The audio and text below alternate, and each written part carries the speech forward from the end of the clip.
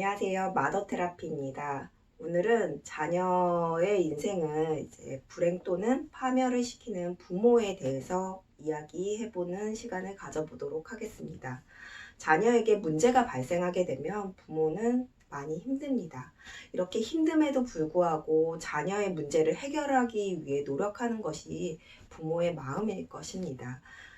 이때 자녀의 이제 문제를 해결하기 위해서 어떻게든 해결하기 위해서 평생을 이제 노력을 하는 부모가 있는 반면, 그렇지 않고 이제 자녀의 인생을 불행 또는 파멸을 시키는 부모도 있습니다.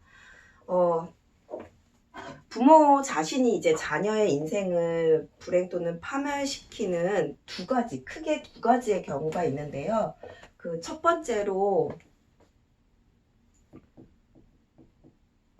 부모의 심각한 문제인 경우입니다. 부모 자신이 이제 심각한 문제를 가지고 있어요.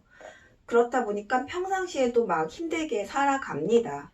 그래서 부모 자신이 이제 심각한 문제를 갖고 있다 보니 자녀를 이렇게 잘 살펴볼 수가 없게 되겠죠. 그래서 자녀의 문제가 발생되었다는 것도 바로바로 알 수도 없고, 그리고 안다고 하더라도 이 문제를 어떻게 해결해야 할 여력이 없습니다. 본인 자신이 너무 힘들기 때문에 자녀의 문제를 이렇게 제대로 바라볼 수가 없게 되는 것이죠. 그렇다 보니까 이제 자녀에게 또 문제가 발생합니다.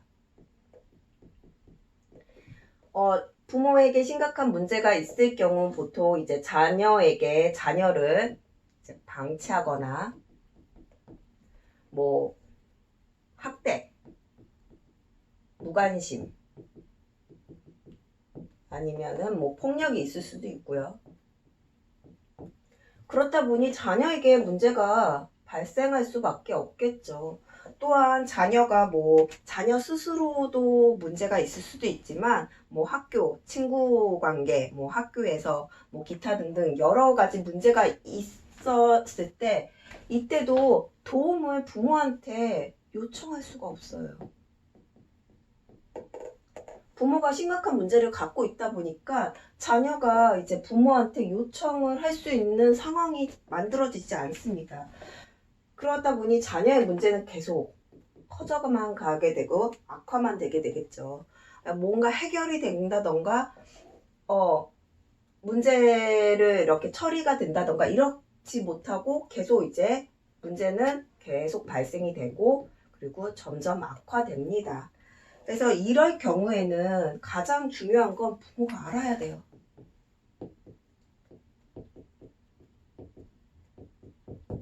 알아야 해요. 부모가 자신의 심각한 문제로 인해서 내 자녀에게 문제가 발생했다라는 것을 알아야 합니다.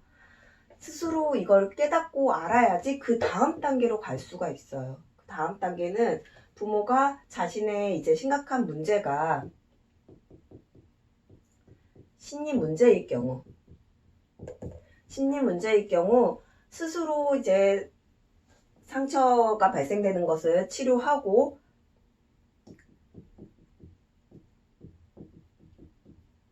알다 보니까 이제 치료할 수 있도록 자신을 이렇게 만들어 갈 수 있겠죠. 그래서 치료를 하고 이에 따라 그 정확한 양육법을, 그러니까 마더 테라피를 일상생활에서 적용을 하게 되면서 이때 이제 부모의 행복, 자녀의 행복 만들어갈 수 있게 됩니다. 근데 이제 심리 문제가 아니라 마음의 문제가 있을 경우 이건 부모예요. 부모에게 마음의 문제가 있을 경우 저희 그 KRP 마음 치료를 통해서 이제 상처를 치료하고 그리고 그에 따라 이제 행복 습관을 만들어 가게 되면서 이와 함께 마더 테라피를 병행하게 되면 여기서 이제 부모의 행복과 자녀의 행복을 만들 수 있게 됩니다.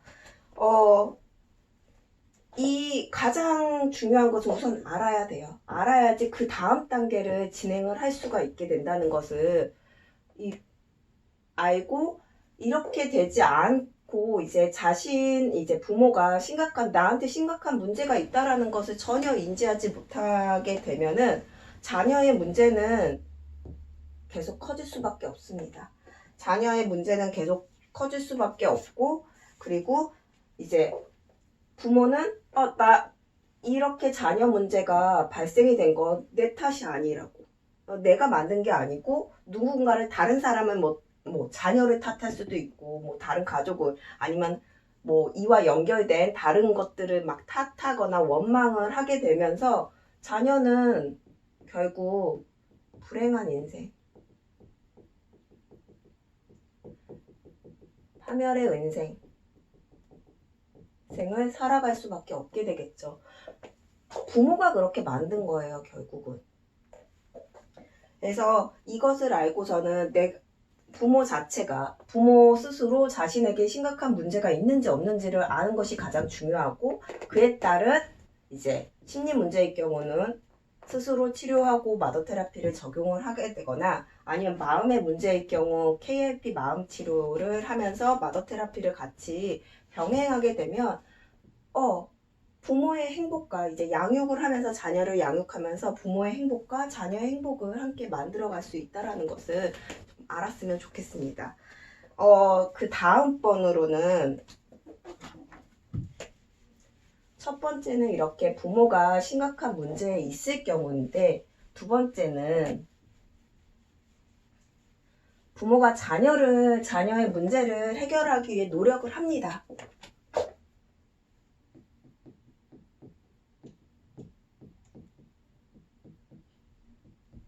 이 자녀의 심리 문제를 위해 노력을 해요. 노력을 하는데, 이 노력을 함에도 불구하고 자녀의 문제가 해결이 되지 않고 계속 지속됩니다.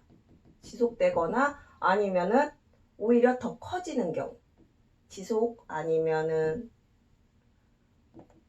더 커집니다. 이렇게 되는 경우가 있거나, 아니면은 또 심리 문제 하나를 해결했더니 이 하나만 해결이 되고 다시 또 다른 심리 문제가 발생이 돼요. 또 그래서 이 다른 심리 문제를 또 해결해요. 그랬더니 또 다른 문제가 계속 이러한 상황이 계속 반복이 됩니다.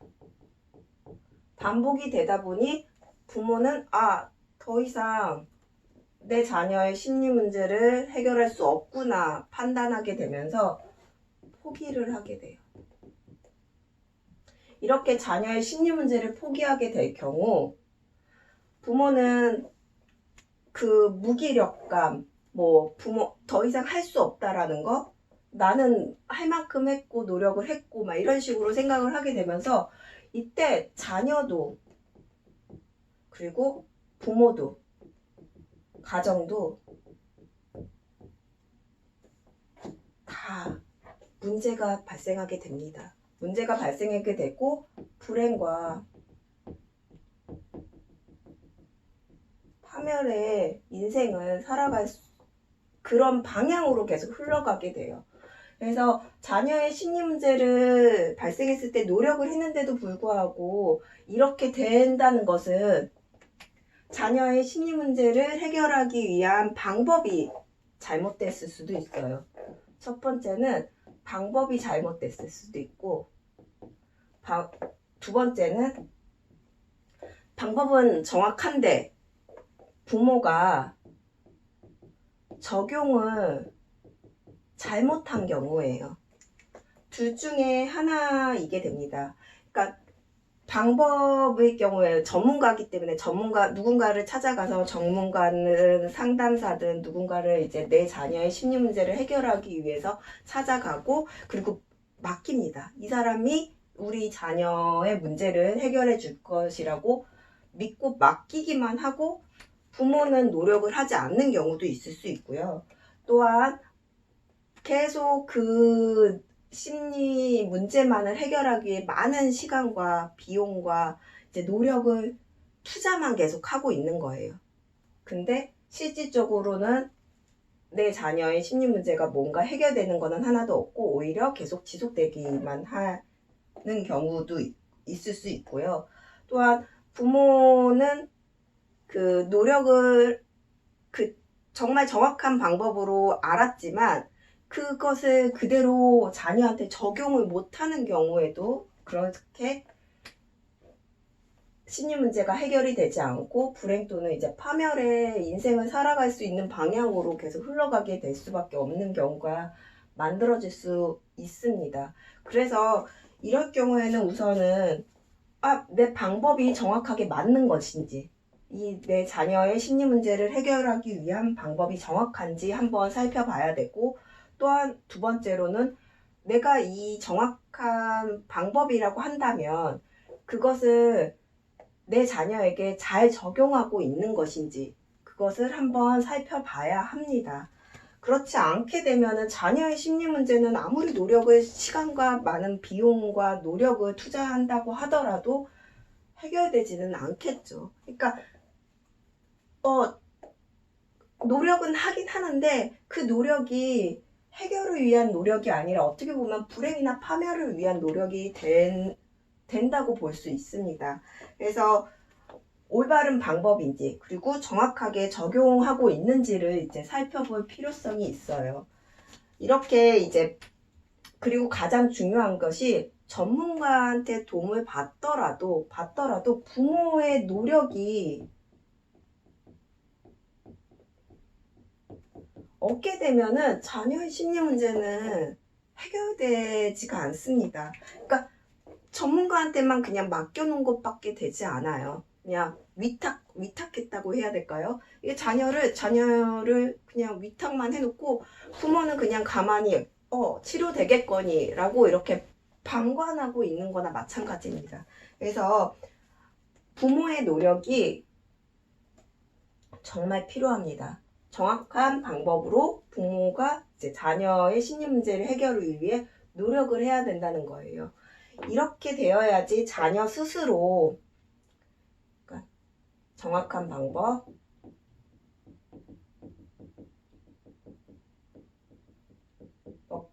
부모의 노력,